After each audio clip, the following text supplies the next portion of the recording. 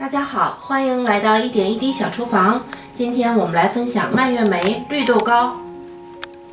我们来看一下食材：白糖、黄油、蔓越莓干、奶粉、绿豆。绿豆呢，我大概提前泡了有4个小时将近。如果水你掌握不好的话，没关系，多搁水，然后最后只捞豆子，可以把水甩掉。放在高压锅里面，如果你没有高压锅，电饭煲是一样的，都没关系，米饭挡就好。我做的绿豆糕和其他人做的不太一样，大家通常会用无皮绿豆做，其实绿豆真正的营养呢，在于它的皮。这么营养丰富的原材料，我们为什么要浪费呢？时间到了，我们把它打开。豆子已经很烂了，然后我这水呢也刚刚好。我们让它自然冷却一会儿，我们把它放到打碎机里面。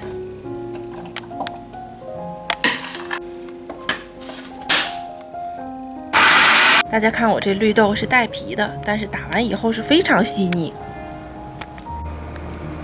下黄油，下一部分，不要全下进去，因为我们尽量的就是油稍微小一些，全程都是小火啊。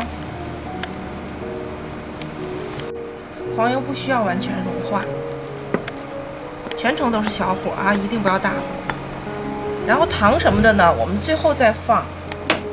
黄油呢也是炒着，如果觉得干了，然后我们再加，不要一下加太多了，尽量的少一些油。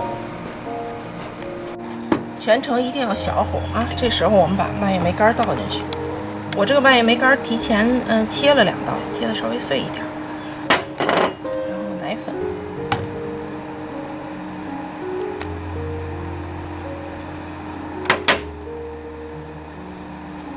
白糖，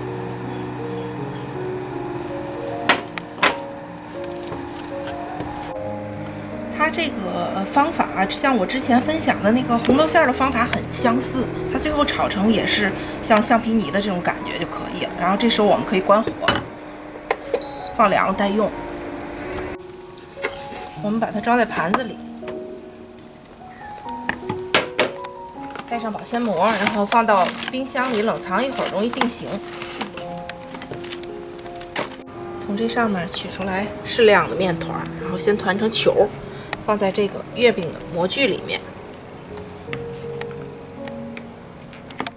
来压一下就好了。